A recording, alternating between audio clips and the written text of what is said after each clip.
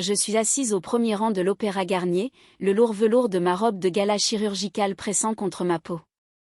10 000 personnes sont là, leurs murmures étouffés résonnant contre les plafonds recouverts de feuilles d'or, tous attendant que je monte sur scène. C'est le sommet de ma carrière, le moment où je deviens le plus jeune chef de la chirurgie pédiatrique de l'histoire de cet hôpital. Je regarde les 4 sièges VIP juste à ma droite. Ils sont vides. 4 chaises aux coussins de velours immaculés me fixent comme un vide. Mes parents, Olivier et Éléonore, ne viennent pas. Ma sœur, Chloé, non plus. Il n'y a pas eu d'urgence, pas de retard de vol, juste un choix. Mon téléphone vibre contre ma cuisse. C'est un SMS de ma mère envoyé depuis un hôtel 5 étoiles à Paris. Je l'ouvre et les mots me frappent comme un coup physique. Harper, ne sois pas dramatique à propos de notre absence à la cérémonie. Chloé vient d'atteindre 500 000 abonnés, et nous célébrons ça au Ritz. Tu n'es qu'une mécanicienne du corps, Harper. Mais Chloé est une star mondiale, au fait. J'ai vendu tous les meubles de ton appartement new-yorkais pour payer son entrée en hélicoptère au défilé de mode aujourd'hui. Tu ne t'en servais de toute façon pas. Fais avec. Je fixe l'écran lumineux jusqu'à ce que les lettres deviennent floues. Une mécanicienne du corps. C'est ce que représentent pour eux 20 années d'études et des semaines de travail à 80 heures.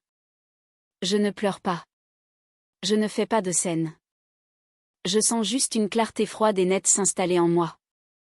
Ils pensent avoir gagné. Ils pensent que je suis la même fille qui mangeait des restes froids pendant qu'ils trinquaient à la beauté de Chloé. Ils se trompent. Je ne pleure pas ce soir. C'est moi qui tiens le marteau. J'avale la boule dans ma gorge et je fixe l'écran lumineux de mon téléphone. Je n'ai pas répondu. Je n'ai tapé aucun paragraphe frénétique ni exigé d'explication. Je suis restée assise dans le silence de l'opéra. Le son lointain de l'orchestre accordant ses instruments me semblait à des kilomètres. Mon esprit s'est tourné vers mon application bancaire. Je l'ai ouverte d'une main ferme. Un coup d'œil à la cloche de notification a confirmé mon cauchemar. Un avis de prélèvement était attaché à mon compte d'épargne principal. Ce n'était pas juste un retrait. Mon père, Olivier, avait été mon mandataire financier pendant les 3 dernières années. Je lui avais donné ce pouvoir pendant mon internat quand je travaillais 100 heures par semaine, ayant à peine le temps de prendre une douche, sans parler de gérer un portefeuille complexe. J'avais confiance en lui. Mais Olivier n'a pas seulement pris l'argent. Il a utilisé mon fonds de dotation de 200 000 $, celui que ma grand-mère avait spécifiquement laissé pour ma recherche chirurgicale, comme garantie pour un prêt privé à intérêt élevé. Il avait hypothéqué mon avenir pour financer le style de vie de Chloé. Le prêt était à mon nom, mais l'argent avait été viré à la société de production de Chloé à Paris si elle ne le remboursait pas. J'étais celle qui serait en faillite avant même le début de ma carrière. J'ai regardé la scène, puis mon téléphone. Mon cœur battait la chamade contre mes côtes, mais mes doigts étaient glacés et précis. Je me suis connectée à mon portail de maison intelligente. Paris. Je n'ai pas seulement verrouillé la porte. J'ai envoyé un message de haute priorité au conseil d'administration de l'immeuble. J'ai joint l'annonce Airbnb et une copie de mon acte de propriété. Location courte durée non autorisée en cours. J'ai écrit, les invités organisent actuellement une fête qui viole le règlement sur le bruit de l'immeuble. Veuillez initier l'expulsion immédiate et imposer l'amende maximale. À New York, ces amendes commencent à 50 000 $. Au moment où Olivier et Éléonore atterriraient de retour aux États-Unis, ils ne seraient pas seulement à la rue. Ils feraient face à un cauchemar juridique avec une association d'immeubles qui cherchait une raison de les expulser depuis des mois. L'air dans l'opéra semblait mince. Mais pour la première fois depuis des années, mes épaules ne semblaient plus lourdes. J'ai regardé les sièges VIP vides et j'ai murmuré pour moi-même, profitez du Ritz tant que vous le pouvez. C'est la dernière fois que vous aurez un toit au-dessus de vos têtes à mes frais. Chloé n'a pas bien pris l'expulsion. En 6 heures, elle est devenue folle. Elle a posté une vidéo pour ses 500 000 abonnés, assise devant une pile de valises de créateurs sur le trottoir, essuyant ses yeux avec une écharpe en soie. La légende disait, ma propre sœur, une chirurgienne très bien payée, vient de rendre nos parents sans abri. Voici le soin qu'elle accorde à sa famille. Internet a fait ce qu'il fait de mieux. Il a pris feu. Le lendemain matin, ma boîte de réception professionnelle était un cimetière de messages de haine. Des gens appelaient l'hôpital exigeant que mon permis soit révoqué. Comment pouvez-vous sauver des enfants lorsque vous détruisez votre propre famille? Un message disait: j'étais assis dans mon bureau regardant les notifications défiler comme un glissement de terrain numérique.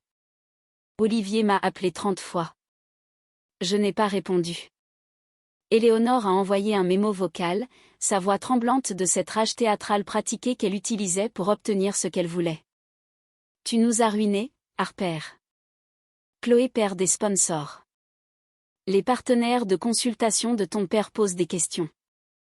Arrange ça maintenant ou nous te poursuivrons pour chaque centime que tu possèdes. Je me suis penchée en arrière sur ma chaise, le cuir grinçant dans la pièce silencieuse. Je n'avais pas peur. J'étais analytique. Voyez-vous, ils avaient oublié un détail très important. Il y a un mois, j'avais offert à Chloé son nouvel iPhone 15 Pro. Je lui avais dit que c'était un cadeau pour célébrer son succès. Ce que je ne lui avais pas dit, c'est que je l'avais acheté via le compte d'entreprise de mon hôpital. Pour le réseau, ce téléphone n'est pas un appareil personnel. C'est un actif de l'hôpital. Et en tant que chef de département, j'ai un accès complet à la gestion à distance. J'ai ouvert le tableau de bord d'administration sur ma tablette. Je ne piratais pas. Je vérifiais juste la propriété de l'entreprise.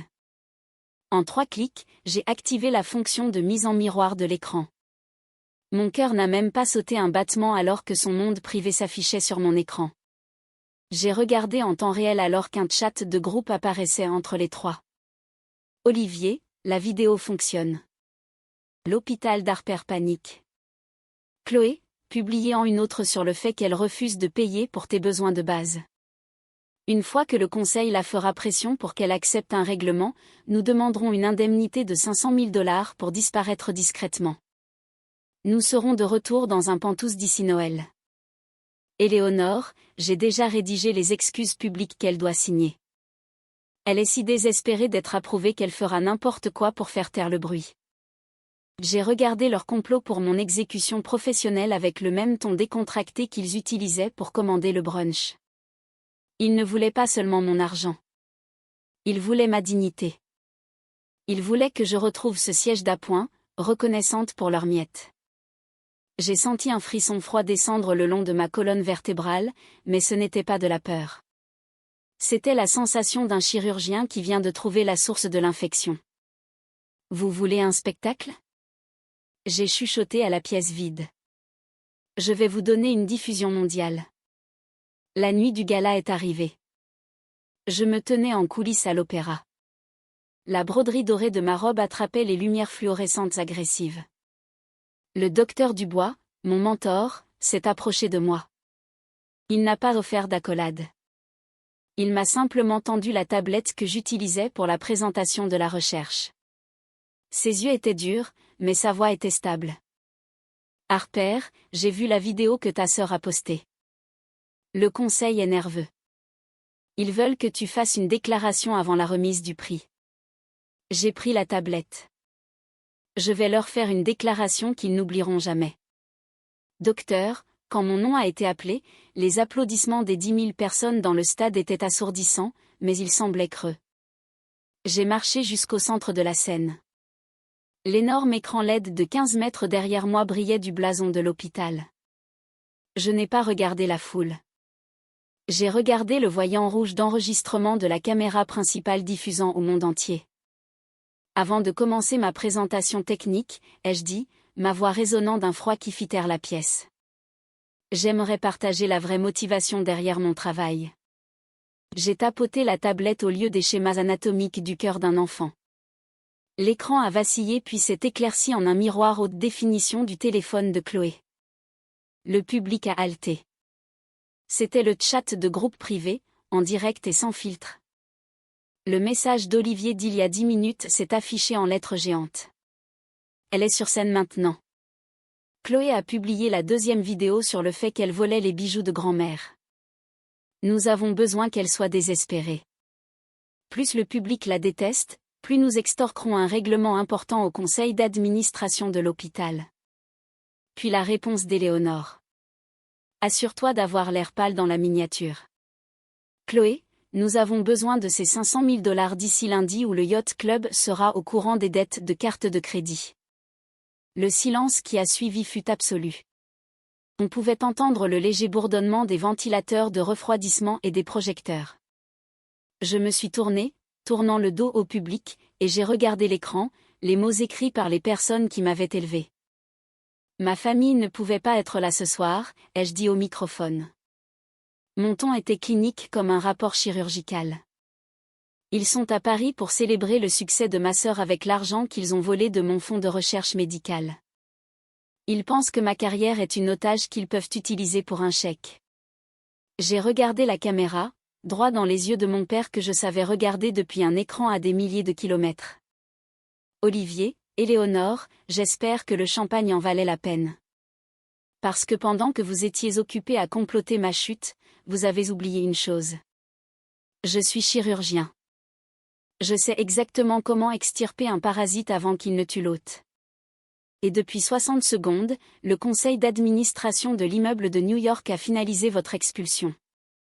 Vous n'avez ni maison, ni crédit, et maintenant plus de public. J'ai éteint l'écran.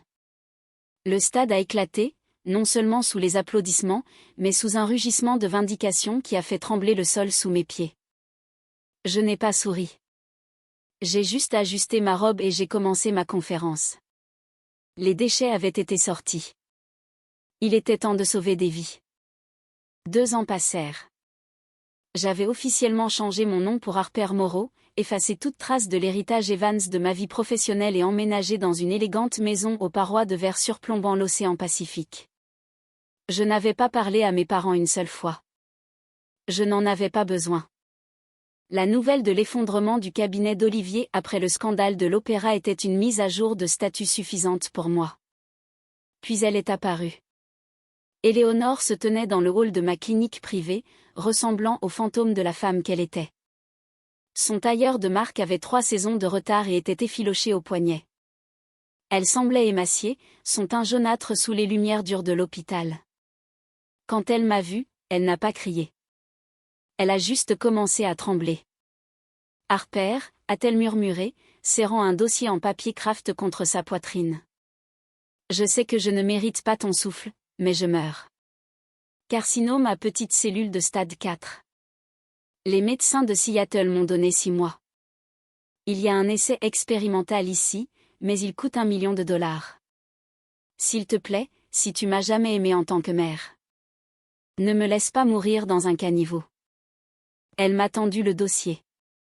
Je l'ai ouvert. Il y avait un rapport de biopsie, un TEP scan et une référence d'un oncologue prestigieux. J'ai scanné les pages. Le code QR sur les résultats de laboratoire semblait authentique. Mais ensuite, j'ai regardé la liste des médicaments prescrits. Elle comprenait une forte dose d'un médicament d'immunothérapie agressif, un médicament qui serait létal pour quelqu'un du poids corporel et de la tension artérielle actuelle d'Éléonore. J'ai regardé ma mère. Elle s'essuyait les yeux. L'image parfaite de la tragédie maternelle. Je connaissais ce regard. C'était le même regard qu'elle utilisait quand elle voulait que Chloé gagne un concours de beauté. Je vois. J'ai dit, ma voix aussi plate qu'un moniteur de fréquence cardiaque après le bip. C'est beaucoup d'argent, Éléonore. Je signerai n'importe quoi, Harper. Je disparaîtrai après le traitement. Je veux juste vivre. Je n'ai pas appelé la sécurité. Au lieu de cela, j'ai sorti un document juridique, une reconnaissance de dette souveraine. C'est un accord de dette au niveau fédéral. Si je dois transférer $1 million de mes fonds de recherche personnels pour cela, j'ai besoin que vous signiez ceci. C'est une garantie que les fonds sont utilisés strictement pour une nécessité médicale. Ses yeux se sont illuminés. La cupidité était si épaisse que je pouvais presque la goûter. Elle a signé ce papier si vite que l'encre a bavé. J'ai autorisé le premier versement de 500 000 $. Éléonore a pratiquement sauté hors du bureau, promettant de s'enregistrer dans l'aile d'oncologie le lendemain matin. Elle ne savait pas que j'avais déjà scanné ce code QR. Il ne menait pas à un laboratoire.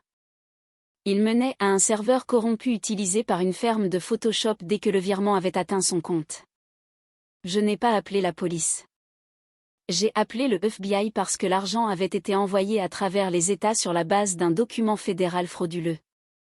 Ce n'était plus seulement un mensonge. C'était une fraude par virement. 10 minutes plus tard, Éléonore était arrêtée dans une agence immobilière à 3 pâtés de maison de là.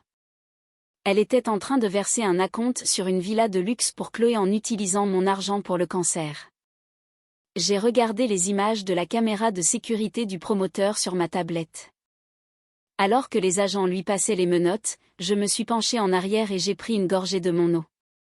Je suis médecin. J'ai passé ma vie à apprendre à guérir. Mais certaines infections sont si profondes. La seule chose que vous pouvez faire est de les couper et de laisser la loi brûler les restes. Les conséquences n'ont pas été qu'une disparition silencieuse.